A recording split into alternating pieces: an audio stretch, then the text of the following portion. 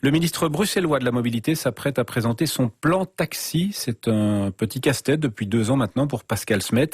L'Echo et De Teyde ont pu se procurer les détails de ce plan. Son objectif, c'est de mettre fin à la guerre entre le secteur des taxis et Uber, cette plateforme qui met en relation des chauffeurs privés avec des particuliers via le net.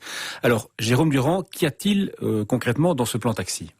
Supprimer la distinction entre taxi classique et voiture Uber, c'est l'objectif du ministre Smet via une mesure principale, la fin des licences taxi liées aux véhicules et qui coûtent très cher. À leur place, des licences accordées de manière individuelle aux chauffeurs.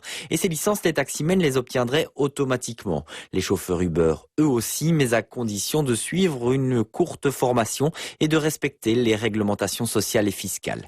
Pascal Smet propose encore d'augmenter la flotte de taxis de 1300 à 1800 véhicules autorisés dans les rues de Bruxelles, 500 voitures en plus, ce qui correspond grosso modo au nombre de véhicules roulant actuellement pour Uber. Enfin, le ministre bruxellois de la mobilité veut introduire une certaine liberté pour les chauffeurs dans la fixation des tarifs. Voilà, les mêmes règles pour tous, donc chauffeurs Uber comme taximens. Voilà donc pour la philosophie de ce plan qui sera présenté mercredi prochain au secteur. Mais la Fédération belge des taxis se montre déjà très sceptique. Écoutez son porte-parole, Sam Bouchal. Il met pas sur le même pied les chauffeurs Uber et les chauffeurs de taxi. Il applique le business model d'Uber au taxi, c'est-à-dire que le compteur disparaît, c'est-à-dire que les prix sont libéralisés. Pour nous, c'est inacceptable, tout simplement. Vous avez l'impression qu'on tire finalement tout le secteur vers le bas ?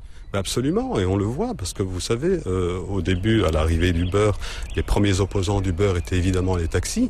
Les premiers opposants Uber, aujourd'hui, sont leurs propres chauffeurs, ceux qui utilisent leur plateforme. Ils parlent tous d'esclavagisme, d'asservissement et de retour au 19e siècle. Des propos recueillis par Jérôme Durand.